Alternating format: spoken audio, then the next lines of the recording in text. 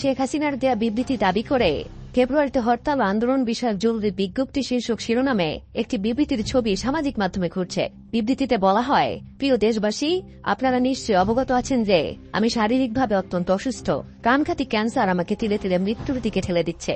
এমত অবস্থায় আমার কোনো প্রকার ক্ষমতা বা রাজনৈতিক আশা আকাঙ্ক্ষা নাই। আমি আজ স্পষ্ট জানাচ্ছি যে বাংলাদেশ আওয়ামী লীগের ফেসবুক পেজ হ্যাক করে বিএনপি জামায়াতের লোকেরা বিভিন্ন উস্কানিমূলক প্রোপাগান্ডা ছড়িয়ে আওয়ামী লীগের শান্তিপ্রিয় নেতাকর্মীদেরকে হরতাল, অবরোধ সহ জ্বালাও পোড়াও কর্মসূচির দিকে চালিত করছে, যা অত্যন্ত নিন্দনীয় ও ঘৃণার কাজ।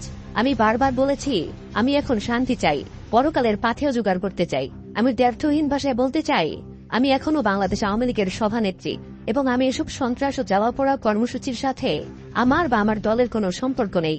এমত অবস্থায় দেশবাসীর প্রতি আহ্বান জানাই, এ সকল দুর্বৃত্ত আগুন সন্ত্রাসীদের বিরুদ্ধে গণপ্রতিরোধ গড়ে তুলুন এবং তাদের আইন শৃঙ্খলা রক্ষাকারী বাহিনীর হাতে তুলে দিন। জয় বাংলা, জয় বঙ্গবন্ধু, বাংলাদেশ চিরজীবী হোক। তবে সেই বিবৃতি আসল নয় বলে জানিয়েছে ফ্যাক্ট চেক প্ল্যাটফর্ম রিউমারেস ক্যানাল। প্রকৃতপক্ষে শেখ হাসিনা এমন কোন বিবৃতি দেননি। রিউমারেস ক্যানাল বলছে, বিবৃতির ছবিতে ভারতের জাতীয় প্রতীক, হিন্দি ও বাংলার সংমিশ্রণ, শেখ হাসিনার নাম হিন্দি ও ইংরেজিতে থাকার মতো অসঙ্গতি দেখা যায়।